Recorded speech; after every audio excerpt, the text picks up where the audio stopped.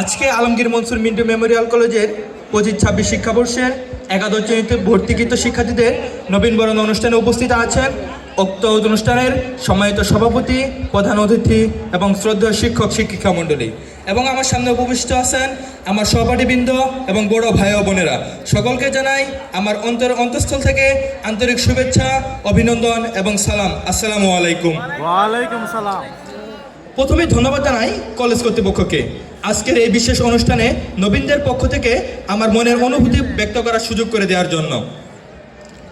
আজ আমি নবীন হয়ে এলাম নতুন পথে, শিখার আলো ছুঁতে চাই স্বপ্ন ধরে হাতে। প্রতি বছর এই কলেজে একগুচ্ছ নবীন ফুল এসে হাজির হয়। প্রতি বছরের ন্যায় এই বছরও আমরা এসে হাজির হয়েছি। আমাদেরকে বরণ করে নেওয়ার জন্যই এত সব আয়োজন।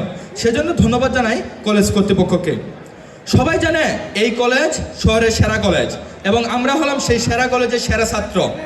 এই প্রতিষ্ঠান আমার জ্ঞানের দরজা খুলে দিয়েছে।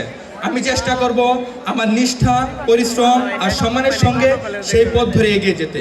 সহপাঠীদের সঙ্গে মিলেমিশে একটি সুন্দর পরিবেশ তোলার প্রতিশ্রুতি দিচ্ছি। আমরা যারা নবীন, আমরা সবাই মিলে একদিন গর্বের সঙ্গে এই প্রতিষ্ঠানের নাম আর উঁচুতে তুলব। এই বিশ্বাসই আজকের আমাদের প্রতিজ্ঞা। আমি সর্বশেষ বলতে চাই, এসো নবীন দলে দলে মিন্টু কলেজের পদতলে। সবাইকে ধন্যবাদ। আসসালামু আলাইকুম।